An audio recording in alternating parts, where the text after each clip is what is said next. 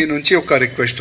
ఇంకోటి ఏంటంటే మాకు పురాణాపులు చౌరస్తా కానీ, అదేవిధంగా బేగం బజార్ ఛత్రి చౌరస్తా కానీ, అదేవిధంగా సిద్దంబర్ బజార్ కానీ, అక్కడ అనవసరం కొంతమంది ట్రాన్స్పోర్ట్స్ పోలీసులు పెద్ద పెద్ద లాఠీ పెట్టుకొని రామ భక్తుల పైన లాఠీ చార్జ్ చేస్తున్నారు, వాళ్ళకు దొబ్బుతున్నారు, ఒక రౌడిజం లాగా చేస్తున్నారు.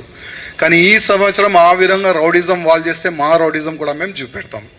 ఎందుకంటే ఎప్పుడైనా మేము పోలీస్కి ఫ్రెండ్లీ పోలీస్ మీరు ఉన్నారు, కానీ మేము కూడా ఎప్పుడైనా ఫ్రెండ్లీగా వెళ్తున్నాం. కానీ మా రామ భక్తులు అంటేనే మాకు ప్రాణం. కానీ మా రామ భక్తుల పైన లాఠీ కొడుతున్నారు, మా రామ భక్తులకి తిడుతున్నారు, మా రామ భక్తులు కొడుతున్నారు అంటే అది కరెక్ట్ కాదు.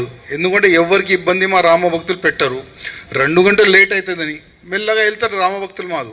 కానీ కావాలని మా కార్యకర్తల్ని దొబ్బుతారు, కావాలని మా కార్యకర్తల్ని కొట్టే ప్రయత్నం చేశారు. కానీ ఈ సంవత్సరం ఒక్క కార్యకర్త పైన కూడా లాఠీ పడితే మొత్తం యాత్ర ఆపేసేయాలి. మీ అందరికీ బాధ్యత ఇస్తున్నా, అన్ని యాత్ర ఆపేసేయాలి. అప్పుడు చూద్దాం మనం ఎట్లా వాళ్ళు యాత్ర స్టార్ట్ చేస్తారు. 2 days చేద్దాం, మొత్తం నైట్ చేద్దాం. ఎక్కువ అర్థం కాకపోతే రైడ్ కొడదాం, 4 వరకు యాత్ర తీసుకొని వెళ్తాం. ఎవరు ఆపుతారు చూసుకుందాం. మాకు ఇబ్బంది పెట్టకండి, మేము కూడా ఎవరు కూడా ఇబ్బంది పెట్టాం.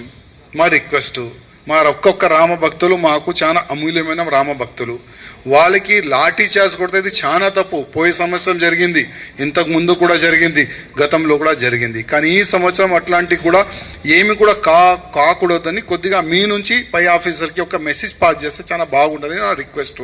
మా యాత్ర